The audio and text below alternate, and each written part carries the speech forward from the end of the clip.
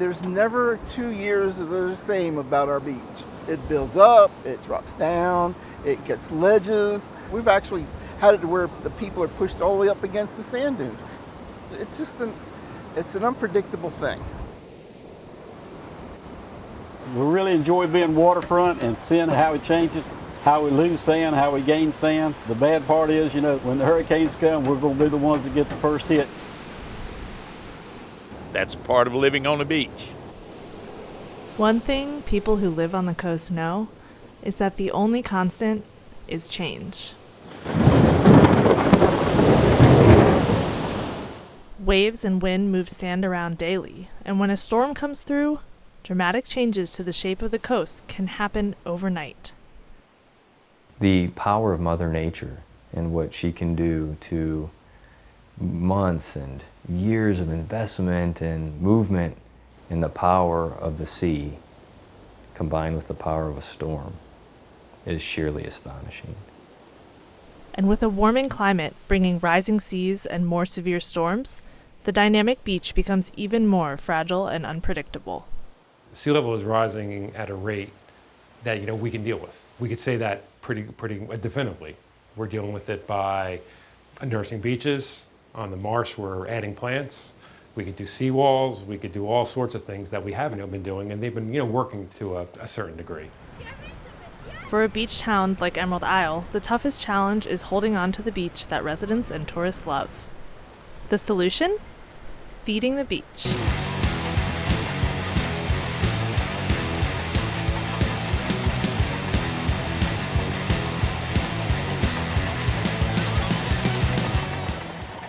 It's basically taking sand from outside the beach system and putting it on the beach.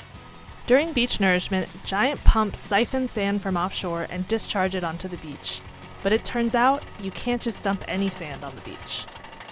Sand is everything. But if you ask anybody what is sand, you'll get 1,000 different answers.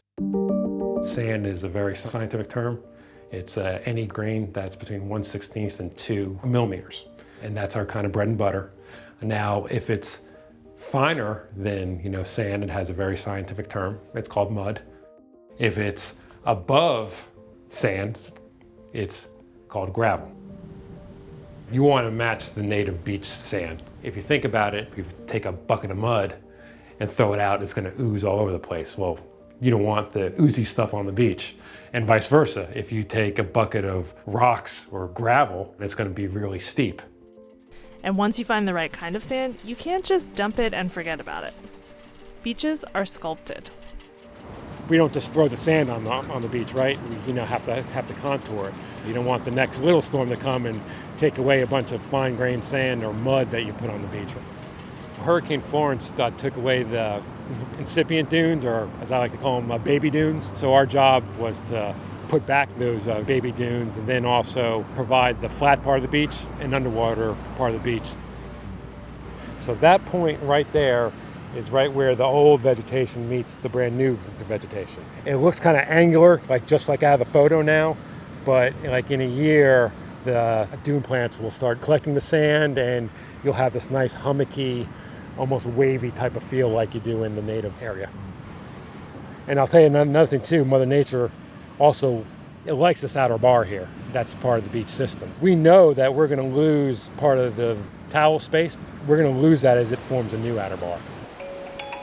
Precise measurements before hurricane season allow town officials to know how much sand was lost in a storm and how much remains.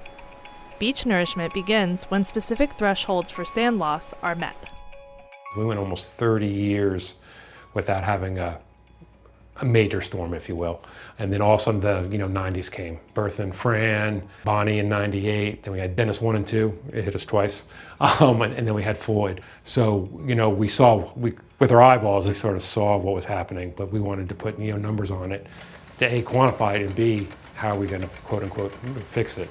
So at that time, we started what we call a monitoring program. So we survey the beach from the top of the dune underwater. The rolling tripod is what they were using to measure the amount of sand, because the amount of sand that's out to 10 feet deep, that matters too. How much sand is just right here offshore? That's called the engineered beach. Now we've got the numbers right here.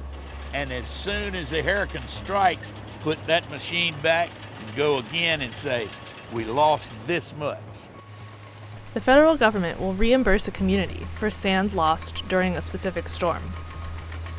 You have to do it just for that event. Hence why we survey just before the hurricane season, because we got that perfect snapshot. But who pays for beach nourishment when it's needed any other time of year? In Carter County, we have, when you stay at a hotel condo, you pay a 6% occupancy tax or bed tax. That's a very common rate, and half of that goes to the sole purpose of oceanfront beach nourishment. Besides the occupancy tax, which is our kind of bread and butter funding, each town has a little bit of a portion of their ad valorem property tax going towards nourishment as well. Why put so much money into something that could wash away with the next storm? The beach fuels an economic engine with ripple effects across the state. Well, the beach is our lifeblood. I mean, this is what this place is all about, is the beach.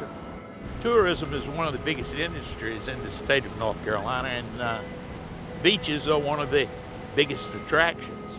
You think about it, we don't have a convention center, we don't have massive hotels, we don't got the Carolina Panthers or the Hurricanes. We have the beach, and we're up there with the big boys, if you will. For now, beach nourishment and the plan to pay for it is staying ahead of the changes brought by a warming climate. I mean, people spend their whole year thinking about that 1 week they're here at the beach. We love going on the beach with the grandchildren. We love walking on the pier. We love walking all around the neighborhood. The fishing and the restaurants and the hikes that we take around, it's just a great place to be, in the summertime.